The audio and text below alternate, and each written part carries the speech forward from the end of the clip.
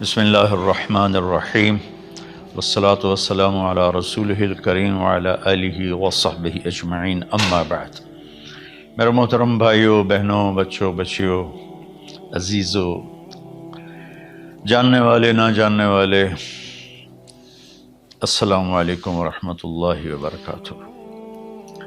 کچھ دنوں سے میں قرآن سے اللہ کی پسندیدہ ہستیاں کون ہیں، کہ اللہ کس کو پسند کرتا ہے، ولی دوست کو کہتے ہیں۔ تو اللہ کا دوست کون ہے؟ وہ یہ کوئی وراثتی چیز نہیں ہے کہ ایک بڑے اولیاء اللہ تھے تو اب ان کا بیٹا بھی انہی جیسا ہوگا۔ ہمارے یہاں وراثت چلتی ہے کہ بڑے بزرگ کا بیٹا بھی بزرگ بن جاتا ہے، چاہے وہ کلین شیو ہو، وہ لوگ اس کے پاؤں چوم رہے ہوتے ہیں، جہالت ہے۔ تو آج میں تھوڑا سا سورہ بنی اسرائیل ہے، اس میں بھی سارے اخلاق بیان ہوئے۔ میرے بھائی بہنوں، ایمان لانے کے بعد انسان بنتا ہے، اور اس کے بعد اس کی قیمت، اس کا بڑا پن، اس کی وجاہت، اس کی شرافت، وہ پیسوں سے نہیں ہوتی۔ پیسوں سے انسان مالدار تو ہو جاتا ہے، بڑا نہیں بنتا، بڑا نہیں بنتا۔ ہمارا علم غلط ہو گیا۔ بڑا بڑا بندہ جے بول دیا 3 ملین، یہ 200 مربع، یہ نوابہ فلانا ہے، نوابہ فلانا ہے۔ میرے بھائیو، یہ بالکل غلط علم ہے۔ بڑا وہ ہے جسے اللہ پسند کرے، بڑا وہ ہے جو میرے نبی کی زندگی کے پیچھے چلے، بڑا وہ ہے جس سے اللہ تعالیٰ راضی ہو جائے۔ باقی سب چھوٹے چھوٹے ہیں۔ تو آج ایک تیسری جگہ سے میں کچھ باتیں قرآن سے عرض کروں گا جن کا تعلق ہمارے ایمان سے بھی ہے، اخلاق سے بھی ہے۔ وہ ہے بسم اللہ الرحمن الرحیم، وَقَضَىٰ رَبُّكَ أَلَّا تَعْبُدُوا إِلَّا إِيَّاهُ بِالْوَالِدَيْنِ إِحْسَانًا إِمَّا يَبْلُغَنَّ عِندَكَ الْكِبَرَ أَحَدُهُمَا أَوْ كِلَاهُمَا فَلَا تَقُل لَّهُمَا أُفٍّ وَلَا تَنْهَرْهُمَا وَقُل لَّهُمَا قَوْلًا كَرِيمًا وَاخْفِضْ لَهُمَا جَنَاحَ الذُّلِّ مِنَ الرَّحْمَةِ وَقُل رَّبِّ ارْحَمْهُمَا كَمَا رَبَّيَانِي صَغِيرًا۔ یہ بہت بڑا مضمون ہے۔ اللہ نے قرآن بھر دیا والدین کے خدمت کے لیے، والدین کی اطاعت کے لیے، والدین کی ماننے کے لیے۔ پہلا جملہ ہے اور تیرے رب نے فیصلہ کیا، ایک مطلب۔ دوسرا، اور تیرے رب نے حکم کیا کہ بندگی صرف اللہ کی ہے، بندگی صرف اللہ کی ہے۔ عبد اسے کہتے ہیں جو ہر بات پہ سر جھکا دے، عبد اسے کہتے ہیں جو ہر بات پہ بچھ جائے، اس کو عبد کہتے ہیں۔ تو اللہ کہہ رہا ہے میرے بندو، میرا ایک فیصلہ ہے اور میرا ایک حکم ہے، میرے سوا نہ تمہارا ہاتھ کسی کے آگے پھیلے، نہ تمہاری گردن کسی کے آگے جھکے۔ ایک دوسرے سے مدد لینا، اس کو ایک دوسرے کی تعاونوں میں آ جاتا، تعاونوا علی البر والتقوی، ایک دوسرے کا ساتھ دو، ایک دوسرے کی مدد کرو۔ میرے نبی قرضہ اٹھاتے تھے۔ میرے نبی جب انتقال ہوا تو آپ کی زرہ 9 وسق پر، وسق 5 من کا ہوتا ہے، تو وہ جو کے بدلے آپ نے زرہ رکھوائی تھی کہ جب میں تمہیں ادا کروں گا زرہ لے لوں گا، اور آپ کا انتقال ہو گیا، آپ زرہ اپنی واپس نہیں لے سکے۔ وہ چیزیں جن کا تعلق صرف اللہ کی ذات سے ہے اور کوئی نہیں کر سکتا، اس میں صرف اللہ کے آگے ہاتھ پھیلا، جیسے ہم کہتے ہیں مدد، نصرت۔ اللہ کہتا میں ہوں، الا ان نصر اللہ قریب، سنو میری مدد تمہارے قریب ہے۔ تو اللہ تعبدوا الا ایاہ، بس ایک چھوٹا سا جملہ اللہ نے یہاں کے، چونکہ یہاں اللہ نے والدین اور اخلاق بتانے تھے تو اپنے لیے صرف ایک جملہ بولا، باقی باتیں بھی اللہ کے لیے ہیں، لیکن اللہ نے میری بندگی، اس بندگی سے مراد 5 وقت کی نماز نہیں ہے، حج، روزہ، زکوٰۃ نہیں ہے اس کی مراد، یہ ساری باتیں داخل ہیں، اور اس کے ساتھ 24 گھنٹے کی زندگی اللہ کی مرضی پر گزارو، نفع آئے تو شکر ادا کرو، نقصان ہو تو صبر کرو، برداشت کرو، پھر بھی شکر ادا کرو، کہ میرا رب یہ کہہ رہا ہے کہ میں نے صرف اللہ سے تعلق جوڑنا ہے۔ اللہ کے نبی نے اپنے چچا زاد بھائی عبداللہ بن عباس سے فرمایا کہ یا غلام، اے نوجوان، اوصیک بکلمات فاحفظها، میں تمہیں چند باتوں کی وصیت کرتا ہوں، کیا؟ احفظ اللہ، احفظ اللہ یحفظک اللہ، یحفظک اللہ، اللہ کے اوامر کی حفاظت کر، اللہ تیری حفاظت کرے گا۔ احفظ اللہ تجدہ تجاہک، تو اللہ کے اوامر، اسلام، حلال حرام کی پہچان کر کے زندگی گزار تو اللہ کو ہر وقت تو اپنی مدد کے لیے تیار پائے گا۔ اور لمبی حدیث ہے، بنا عشاء کی نماز کا وقت ہو رہا ہے، اس میں وہ جملہ جو اس میرے مضمون سے متعلق ہے، وَإِذَا سَأَلْتَ فَاسْأَلِ اللَّهِ، جب بھی مانگو اللہ سے مانگو، جب بھی مانگو اللہ سے مانگو، اللہ کے سوا کوئی دینے والا نہیں ہے، صرف اللہ ہے دینے کے لیے۔ وَإِذَا اسْتَعَنْتَ فَاسْتَعِنْ بِاللَّهِ، اور جب مدد کے لیے ہاتھ اٹھاؤ تو صرف اللہ کو پکارو، جب ضرورت حاجت کے لیے، مدد کے لیے ہاتھ اٹھاؤ تو اپنے اللہ کو پکارو۔ تو یہ حدیث کی بات بھی ہے اور یہ قرآن کی بات بھی ہے۔ اس کے بعد آگے اللہ کہتا ہے وَبِالْوَالِدَيْنِ إِحْسَانًا، اور اپنے والدین کے ساتھ احسان کرو۔ احسان کا کیا مطلب ہے؟ اللہ آگے اسی کی تشریح کر رہا ہے۔ ویسے احسان کا مطلب عربی میں ہوتا ہے، یہ جو ہمارا اردو کا احسان ہے، میں تیرے تے احسان کیتا ہے تو ہوں میں نالے کی کر رہے ہیں، یہ بھی مطلب ہے، لیکن احسان کا اصل مطلب ہوتا ہے، احسان حسن سے ہے، حسن، حسن سے الف، 2 الف ملے اور احسان بن گیا۔ احسان کا مطلب ہوتا ہے کسی بھی کام کو جو دنیا کا ہے، دین کا ہے، اسے انتہائی خوبصورت طریقے سے کرنا۔ جیسے کسی دلہن کا میک اپ ہوتا ہے نا، تو 5-6 گھنٹے 4 گھنٹے کے بعد وہ کہتی ہے، جو ہوتی ہے اس کا میک اپ کرنے والی، کہ جی بس یہ مکمل ہو گیا ہے اور اب اس سے آگے نہیں ہے۔ تو آخری اچھائی کی آخری انتہا پر پہنچ کے کام کرنے کو احسان کہتے ہیں۔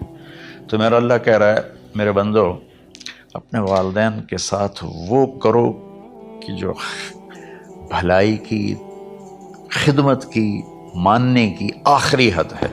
سبحان اللہ۔ وبالوالدین احسان، بالوالدین پہلے ہے، احسان بعد میں ہے۔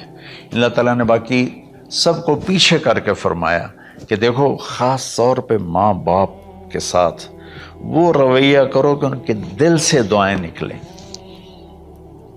چند دن پہلے ایک والد یوں ہاتھ اٹھا کے کہہ رہا تھا اپنے بیٹے، اکلوتا بیٹا، میں منگنا اللہ کو لو، اللہ تینوں چاہ لگے۔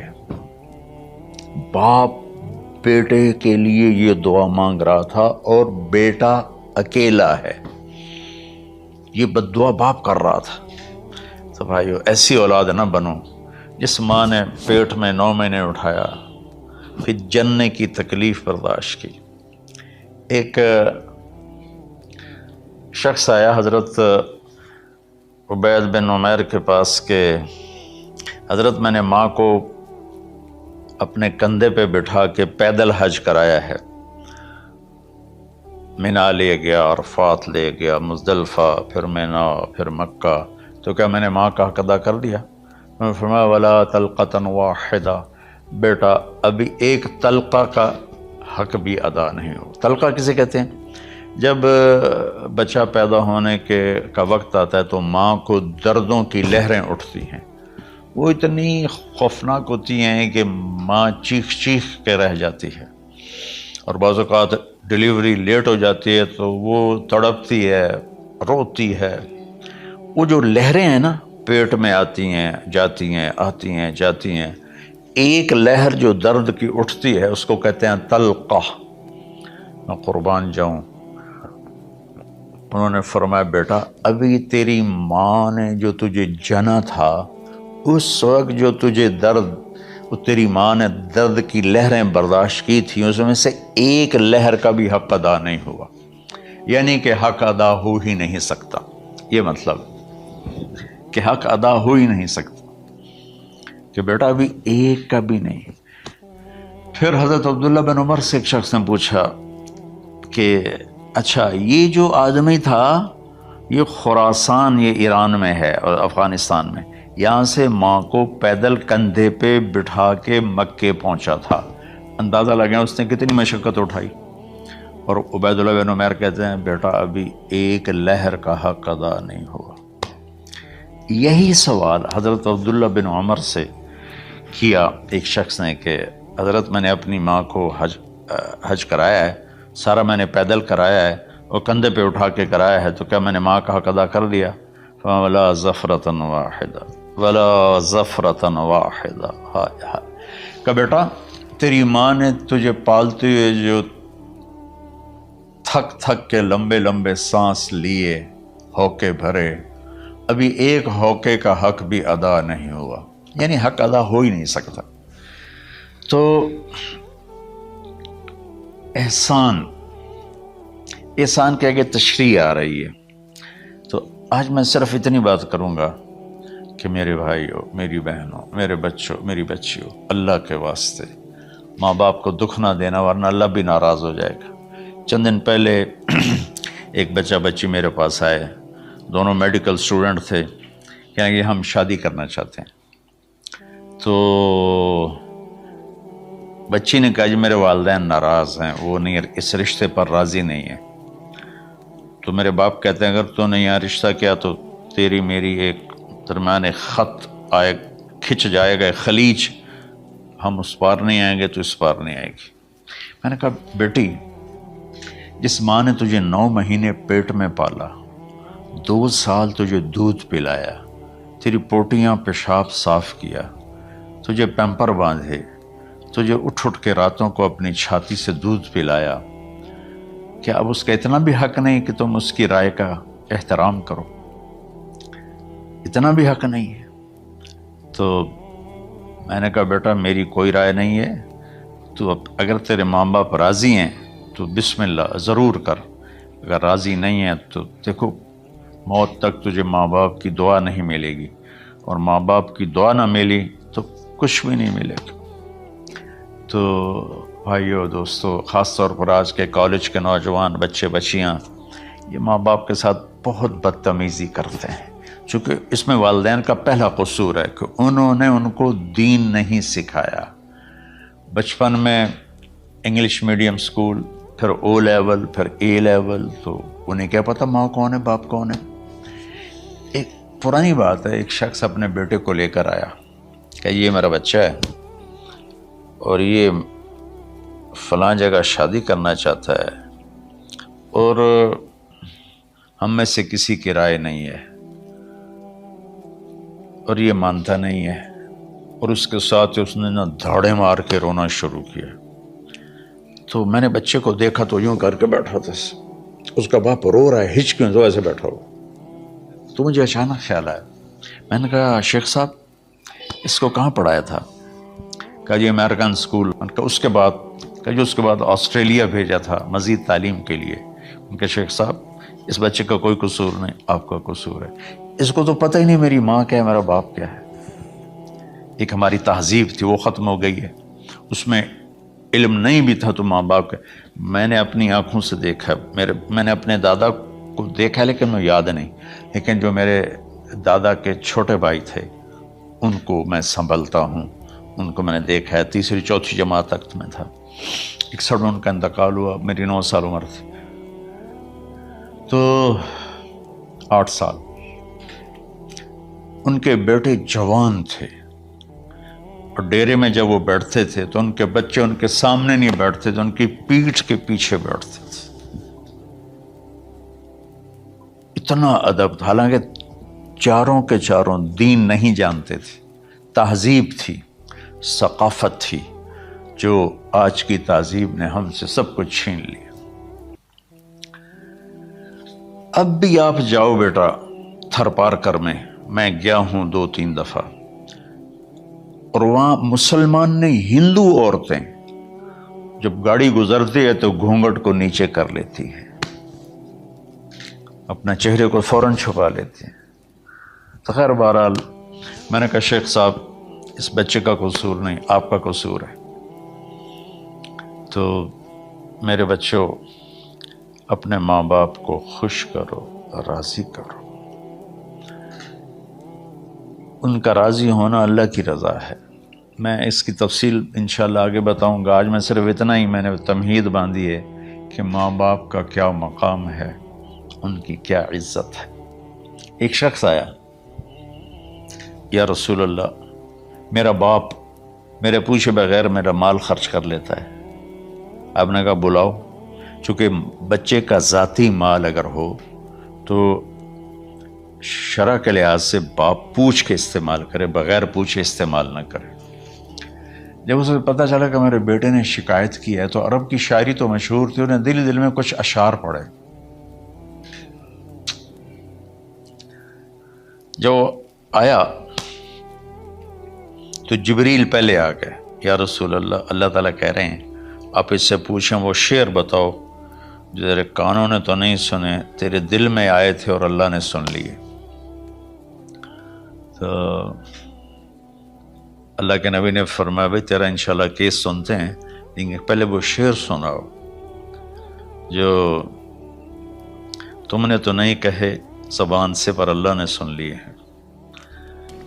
تو آپ نے اس سے ارشاد فرمایا کہ تمہاری بات ہم سنتے ہیں باپ بیٹے کی، لیکن پہلے وہ شعر سناؤ جو تیری زبان سے ادا نہیں ہوئے، تیرے کانوں نے نہیں سنے، تیرے دل کی گونج تھی اور تیرے دل کی آہ اور فریاد تھی جو دل ہی میں گھٹ کے رہ گئی، اسے اللہ نے سنا ہے۔ وہ کہتا ہے سناؤ۔ کہنے لگا یا رسول اللہ آپ کا رب ہر وقت ہمارے ایمان کو آپ پر زیادہ سے زیادہ بڑھاتا رہتا ہے، اس ذات کی قسم جس کے قبضے میں میری جان ہے۔ یہ چند میرے دکھ بھرے خیالات الفاظ کی شکل میں ڈھلے، لیکن میری بزم تصور میں ہی رہے اور وہیں دفن ہو گئے، باہر نہیں نکلے، میری زبان سے ادا نہیں ہوئے، میرے کانوں نے نہیں سنا، آپ کے رب نے سن لیا۔ اب میں نے کہا اچھا بتاؤ تم نے کہا کیا تھا؟ تم نے کہا جی میں نے بچے کی جب سنی شکایت میری کی ہے تو میں نے کہا تھا غضوتک مولودا وعلتک یافعا تعل بما اجنی علیک وتنہل واذا ضاقتک بالسقم لیلۃ لم ابت لسقمک الا ساہرا اتململ کأنی انا المتروک دونک بالذی ترکت به دونی وعینی تحمل تخاف الرضا نفسی علیک وإنها لتعلم أن الموت وقت مؤجل فلما بلغت السن والغاية التي إليها مدى ما فيك كنت أؤمل جعلت جزائي غلظة وفظاظة كأنك أنت المنعم المتفضل فليتك إن لم ترع حق أبوتي فعلت كما الجار المجاور يفعل فأوليتني حق الجوار ولم تكن علي بمال دون مالك تبخل۔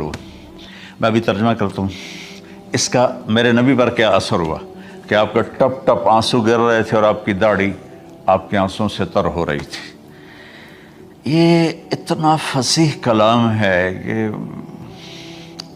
عربوں کو بھی پسینہ آ جائے گا ترجمہ کرنے کے لیے، تو میں تو عربی نہیں ہوں، لیکن یہ فخر تو حاصل ہے، بھلے ہیں یا برے ہیں 2-4 قدم ہم بھی تیرے ساتھ چلے ہیں۔ کچھ عرصہ اہل علم کی محفلوں میں بیٹھے، کچھ زبان کی شناسائی ہوئی، تو میں اپنی کم مائگی کے ساتھ اس کا ترجمہ کروں گا۔ وہ کہتا ہے غزوتک مولودا وعلتک یافعا، تعل بما اجنی علیک و تنحل، میرے بیٹے جس دن تو پیدا ہوا ہم نے اپنے لیے جینا چھوڑ دیا، اوئے ہوئے ہوئے ہوئے، ہم تیرے لیے جیے۔ تیری ماں تجھے دودھ پلاتی تھی، میں تیرے لیے روٹی کے نوالے لاتا تھا، میری ساری کمائی پہلی اور آخری سب تیرے اوپر لگتی تھی۔ تجھے خوش دیکھتے تھے تو خوش ہوتے تھے، تجھے روتا دیکھتے تھے تو ہم روتے تھے۔ وَإِذَا ذَاقَتْكَ بِالسُّقْمِ لَيْلَةً لَمْ أَدْلِ سُقْمَكَ إِلَّا سَاهِرًا أَتَمَلْمَلُ، جب تو کبھی بیمار ہو جاتا تھا تو تیرے سرانے بیٹھ کر ہم ساری رات روتے تھے اور دعائیں کرتے تھے، یا اللہ ہمارے بچے کو بچا لے، ہمارے بچے کو صحت دے دے۔ اس تڑپ میں ساری ساری رات میں جاگتا تھا، تیرے لیے میں نے اپنا سب کچھ لگا دیا، اپنے لیے جینا چھوڑ دیا، اپنی خواہشات کو دبایا، تیری ہر خواہش کو پورا کیا، تجھے مسکرانے کے لیے، تجھے ہنسانے کے لیے میں دھکے دھوڑے کھاتا رہا، کبھی گرمی لو کی جھلسا دینے والی ریت اور کبھی سردی کے سرد ہوا کے تھپیڑے، لیکن میں ان دونوں سے گزرتا ہوا تجھے پالنے کی خاطر اپنے آپ کو کھپاتا رہا۔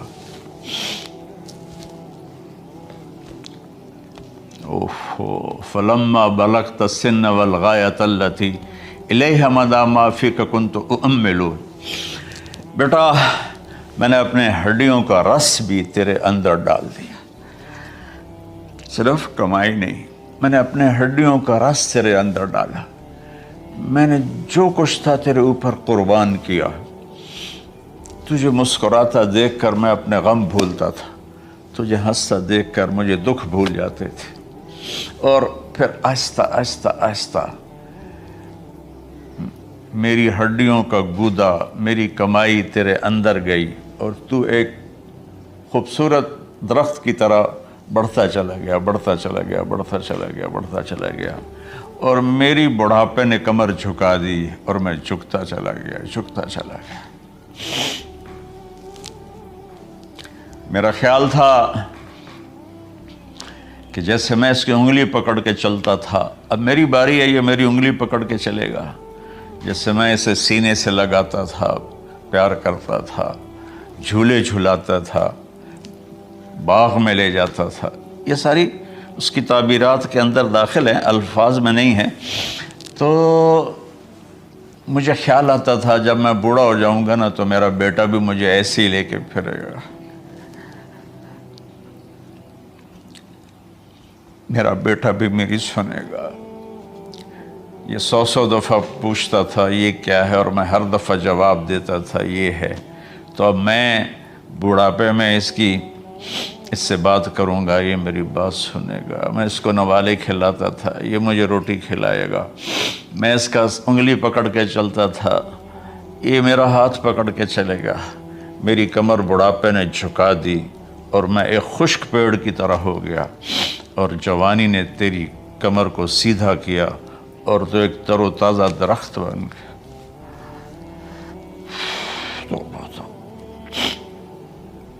تو مجھے خیال آیا کہ میں نے 20 سال اس بچے کو پالا ہے، ابھی اپنی ماں اور باپ کو دیکھے گا، لیکن ایک دم اچانک کیا ہوا،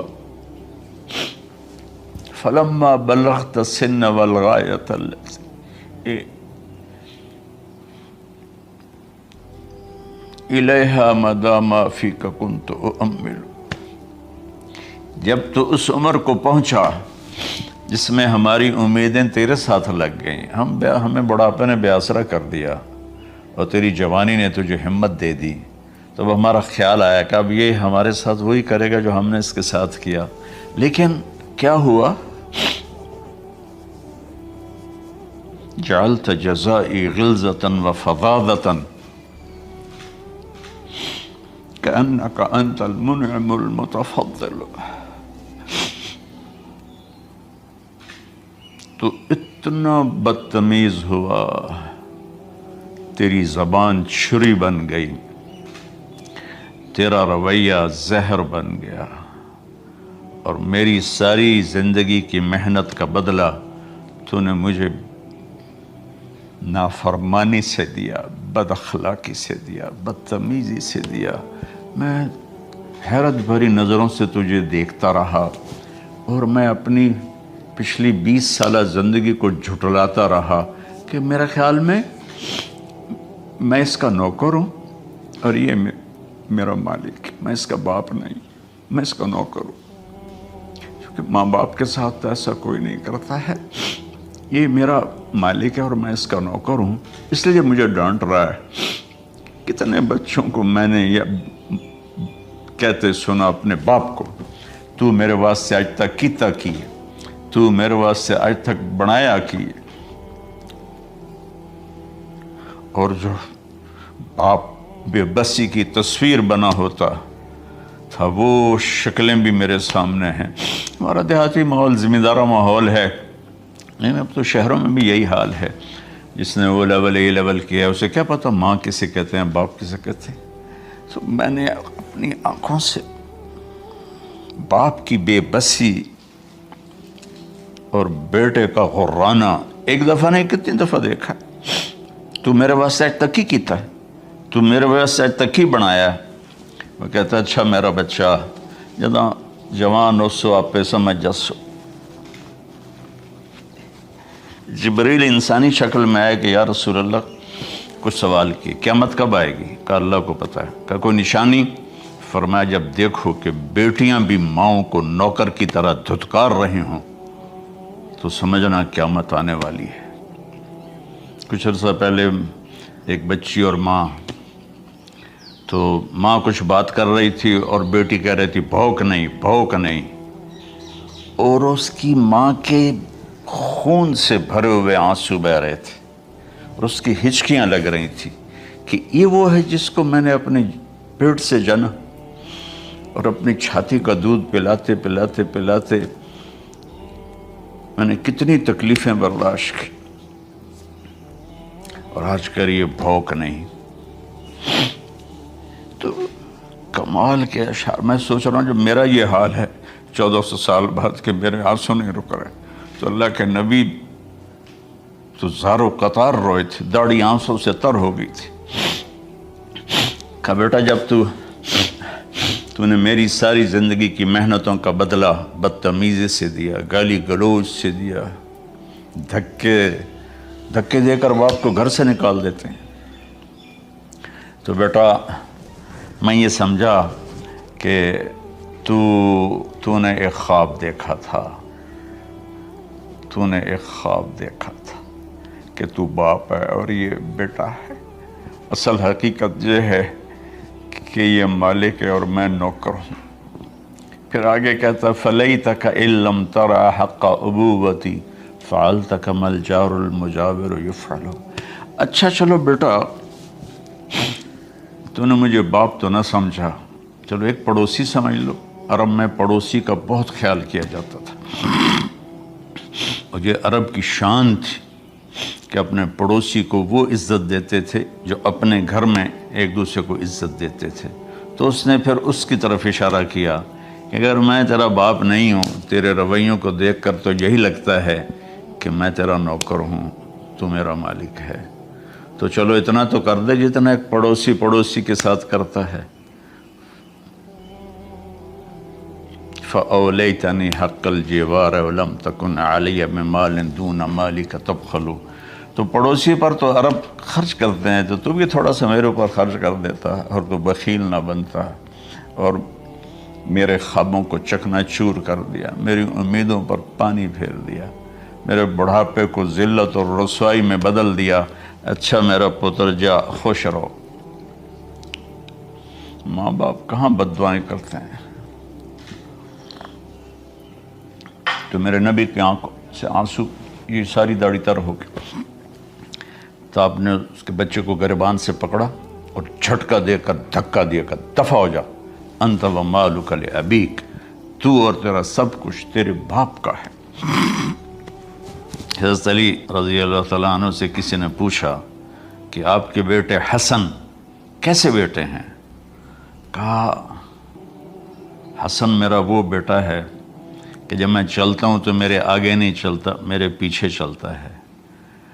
جب کہیں بیٹھنے کا موقع آتا ہے تو یہ پہلے نہیں بیٹھتا، پہلے مجھے بٹھاتا ہے پھر خود بیٹھتا ہے۔ جب کھانے پر بیٹھتے ہیں تو یہ روٹی کی طرف ہاتھ نہیں بڑھاتا جب تک میں نہ بڑھاؤں، یہ سالن کی طرف ہاتھ نہیں بڑھاتا جب تک میں نہ بڑھاؤں۔ میں کمرے میں ہوں تو یہ چھت پہ نہیں چڑھتا کہ میرے باپ کی بے ادبی ہو جائے گی۔ میں حالانکہ چھت پہ چڑھنا ضرورت کے لیے ہوتا ہے، لیکن قربان جائیں اہل بیت کے ایسے ہی اخلاق ہوتے ہیں، آل رسول ایسے ہی ہوتے ہیں۔ میرے عزیزوں نوجوانوں سے کہہ رہا ہوں جن کے والدین زندہ ہیں، ہم تو محروم ہو گئے، وہ قبروں میں چلے گئے، لیکن میں اتنا مصروف رہتا ہوں۔